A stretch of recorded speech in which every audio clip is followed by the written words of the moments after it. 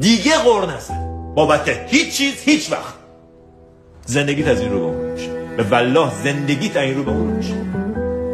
تحقیقات علمی ثابت کرده غر زدن خنگت میکنه، غر زدن ضعیفت میکنه. غر زدن نشون دهنده اینه که من عرضه زندگی کردن ندارم، من بلد نیستم زندگی کنم. آهای آدما من بلد نیستم. شماهایی که غر نمیزنین به این معنی نیست که زندگیتون بهتر از منه، به این معنی نیست که مشکلی ندارین، به این معنیه که شماها یاد گرفتین زندگی کنین، من یاد نگرفتم، من بلد نیستم، من ناتوانم در مسیر زندگی.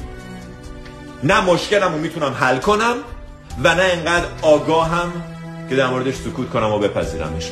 به جاش غر میزنم، نگتیویتی پخش میکنم. بفرمایید این گنده بو مال من از طرف من به شما. ببین چه خبره در مورد مسائل اقتصادی سیاسی. بعضی موقع مهمونیای ما بو گند غر میده، همه نشستن دور هم دارن از شرایط اقتصادی و سیاسی و همه ماشاءالله وضع خوب پولدار، شک پلو مرغ رو میزه و ترچین رو میزه و سالاد خوشمزه و ظرف آجیل و میوه رو میزه، ولی همه دارن غر میزنن.